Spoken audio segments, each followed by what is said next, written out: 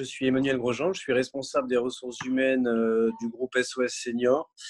Donc, ce qui veut dire que mon rôle est celui de coordonner les ressources humaines dans l'ensemble des établissements du groupe sur le territoire national.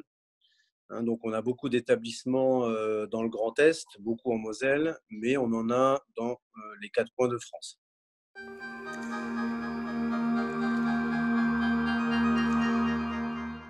Nous avons des actions à 2 niveaux. Donc, au niveau du siège, nous avons une équipe centrale qui gère l'aspect administratif de la vie des établissements. Donc, les directeurs d'EHPAD nous envoient tout au long de l'année un certain nombre de choses que nous traitons. Donc, en ce moment, on fait beaucoup plus de choses pour eux.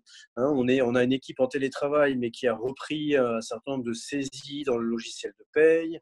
On essaye d'être plus compréhensif sur les délais de contrat, les diplômes. Voilà, on essaye de leur faciliter la vie.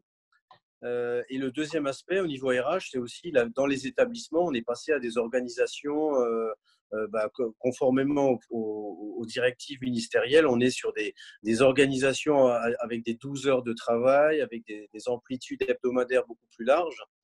Et du coup, voilà, on a été bien obligé de s'adapter en fonction du public qui est présent, enfin des personnels présents dans nos établissements. On a pas mal d'absentéisme.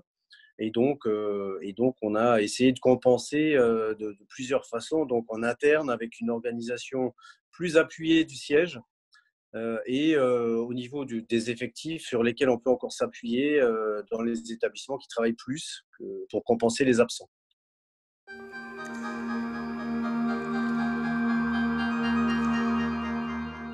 Il y a un aspect qui est important, mais malheureusement, il existe depuis bien, bien longtemps, bien avant la crise, c'est la pénurie de soignants hein, qu'on vit depuis quelques années maintenant et qui, le Covid a touché les établissements au moment où on était le plus faible en termes de personnes sur le marché.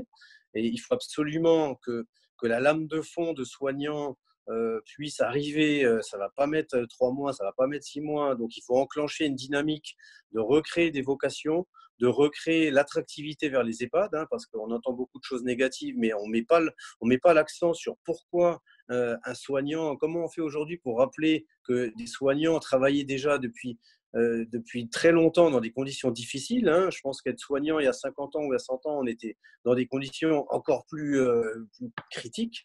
Donc, comment donner envie aux gens de revenir? Donc, ça, c'est l'aspect attractivité des établissements. Et surtout, au niveau RH, il est très, très important d'avoir un suivi de nos effectifs parce que beaucoup sont en apnée psychologique et il va y avoir peut-être un effet de décompression à un moment donné où on risque d'avoir voilà, des dépressions et des situations voilà, critiques individuelles, mais peut-être même collectives, hein, dans des endroits où on a eu plusieurs décès de résidents. On a un EHPAD où on a atteint 20 décès sur 67, avec des salariés avec qui, quand vous discutez avec eux, ils sont en larmes. Hein, ils sont vraiment très touchés. Et je pense que cet aspect-là, il faudra savoir le gérer dans les semaines et les mois qui viennent.